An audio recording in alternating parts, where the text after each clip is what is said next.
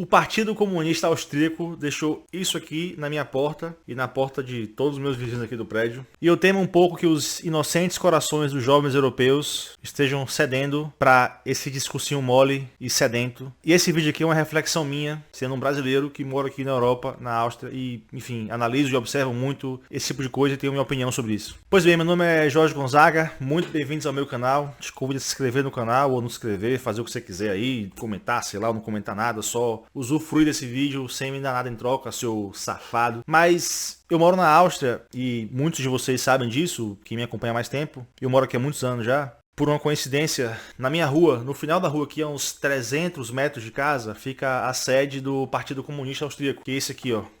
KPU. Talvez está ao contrário para vocês aí, mas é Kommunistische Partei Österreich.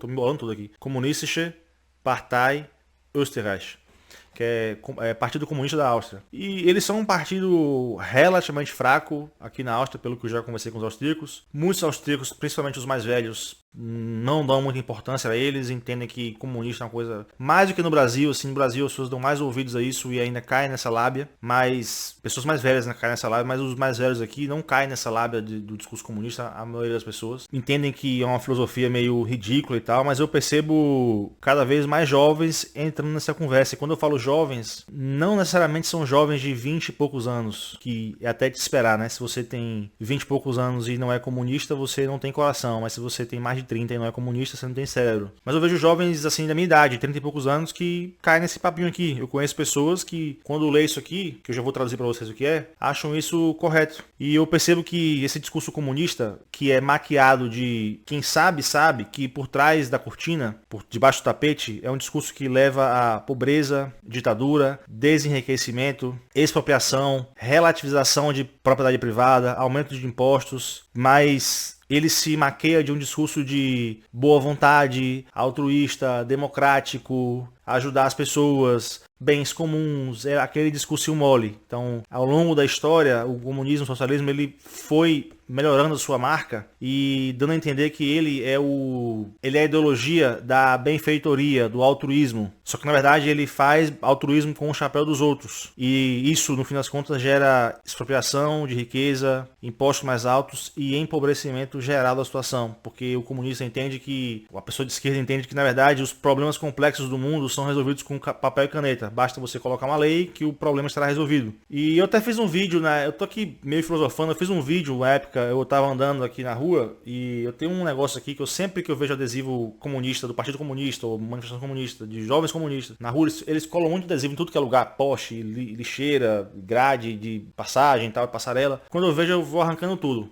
Eu até fiz um vídeo meio que brincando com isso. Só que eu vejo que essa cultura tá se espalhando um pouco na Europa e que na verdade como esse discursinho mole, que ele não é exatamente um discurso comunista do tipo assim, bens comuns e tal. É um discurso do mais tipo assim, o Estado precisa fazer isso por vocês. Então as pessoas caem nesse discurso de que o Estado tem que ser o benfeitor da sua vida e que você precisa do Estado para melhorar a sua vida e que é a culpa dos capitalistas que sua vida está assim. E as pessoas elas caem nesse papo, só que na verdade elas não percebem, os jovens, que o que aquele cara quer não é a sua vida. Ele quer que você caia nessa conversa dele para que ele aplique o plano dele de expropriação, para que ele aplique o plano dele de enriquecimento pessoal, para que ele aplique o plano dele autoritário de achar que todo o conhecimento disponível está na cabeça dele e dos comparsas dele e não ao longo da comunidade, para que ele aplique o plano dele de que a geração de riqueza na verdade não vem do Estado e vem das pessoas com soluções e empreendedorismo. E aí me choca muito que no século de hoje, depois de tantos erros cometidos ao longo da história, ele me vem com esse papo aqui de tabelamento de preços. O que ele está dizendo aqui em alemão é Wohnen muss leistbar sein. O que ele quer dizer é que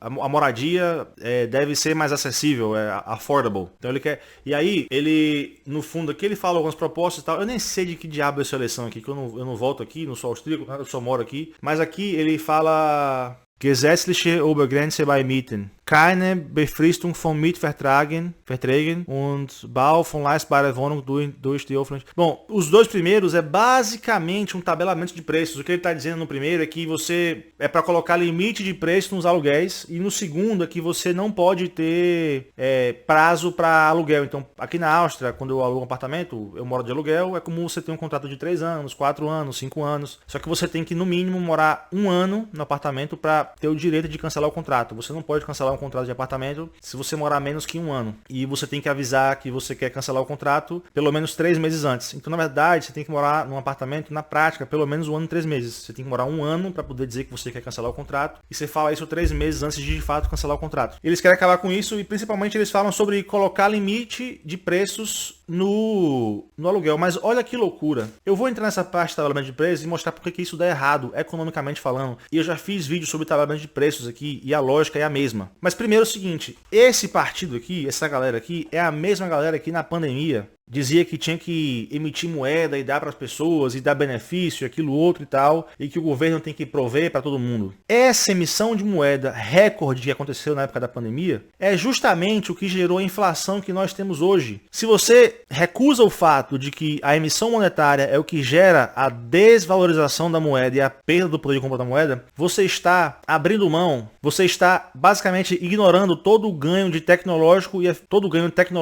e de eficiência que nós tivemos nos últimos anos. Como é que hoje a gente consegue produzir tudo muito mais rápido, com muito mais volume, muito mais qualidade, e ainda assim as coisas ficam medidas em moeda fiduciária mais caras? Isso é um paradoxo. É um paradoxo justamente promovido pelos senhores de Estado que acham que são Deus e podem manipular tudo ao seu redor, que emitem moeda à torta e à direita, fazendo com que essa mesma moeda perca poder de compra. E aí tudo vai aumentar de preço medido em real. Não é que a coisa aumentou de valor, é que a coisa, mantendo o seu valor ou a sua demanda pela oferta que existe para aquilo, ela vai ter o preço medido num número mais alto, justamente porque existe mais dinheiro disponível para esse número. Mais pessoas estão com dinheiro na mão. E isso causou um aumento do preço dos aluguéis, o que não necessariamente quer dizer que as pessoas são menos capazes de pagar, porque houve também correção de salário, etc, um monte de coisa. Tudo bem que isso vem em atraso, mas isso é outra história. Meu ponto é, o aumento do preço nos aluguéis que todo mundo reclama é causado pela política que esse pessoal que defende de imprimir dinheiro à torta direita e de o gasto público ser desenfreado. Aí esse mesmo pessoal me vem com a ideia maravilhosa de, pode traduzir aí, Gesetzliche Obergrenze bei Mieten. É basicamente colocar um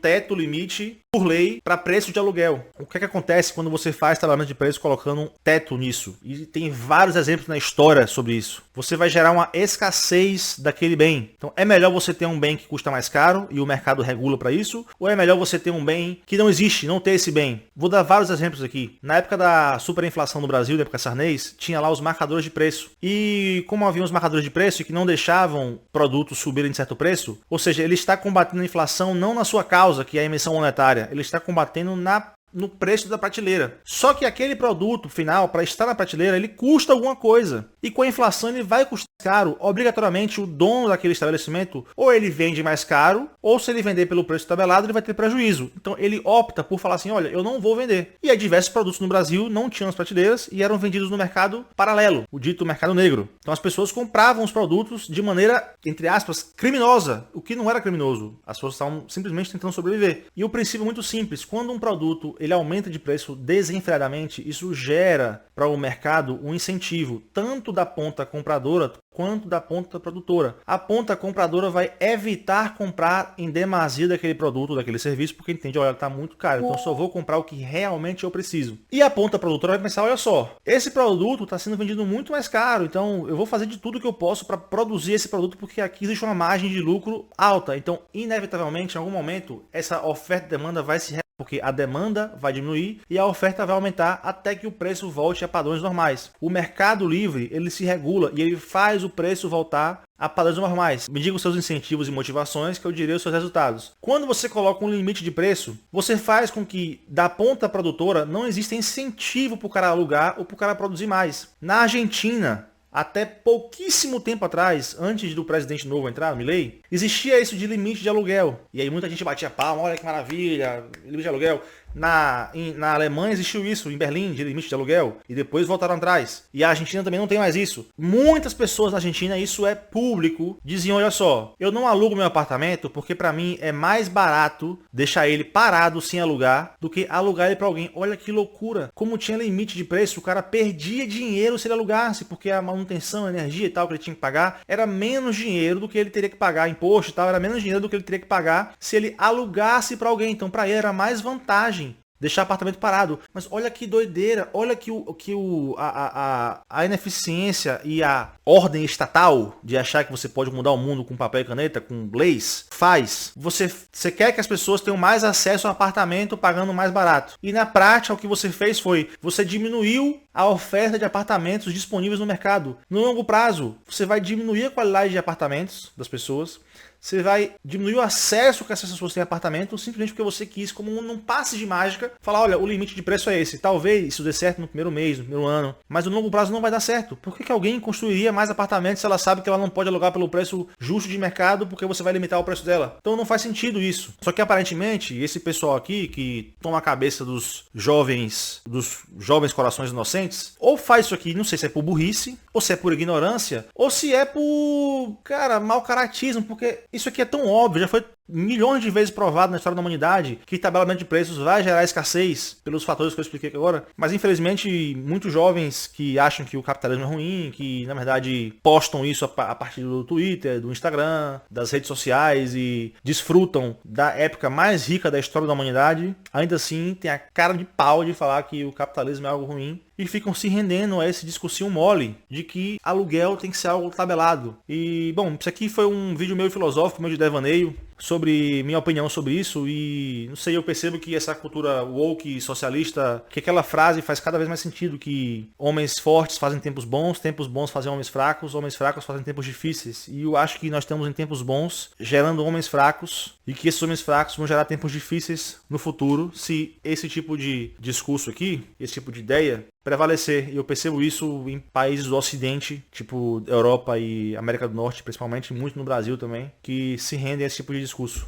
E eu espero que eu esteja errado e que isso seja uma coisa apenas dos jovens e que depois que as pessoas façam 30 e poucos anos, elas percebam que na verdade era um erro comum. Então, deixa sua opinião aí. Você acha que na verdade esse é um ciclo comum, que esse discurso não tem mais vez no mundo de hoje, que as pessoas com 20 e poucos, que são mais barulhentas, fazem parecer que é um discurso que tem relevância, mas na verdade não tem, porque as pessoas que não pegam esse discurso para si estão ocupadas trabalhando e produzindo? Ou você acha que na verdade isso é algo que está tomando até a cabeça e os corações de pessoas mais velhas e pessoas de mais relevância na sociedade? É isso. Eu espero que seja só uma coisa dos jovens mesmo e que depois as pessoas se toquem que estão erradas, mas queria saber a sua opinião. Beleza? Grande abraço, vou ficando por aqui. Se inscreve no canal aí, ô cara pálida, pra gente trocar mais ideia e conversar mais sobre isso aqui. E, enfim, você vê mais minha cara e vê mais meu conteúdo. Vou ficando por aqui. Um grande abraço, espalha a palavra, até o próximo vídeo e falou, tchau!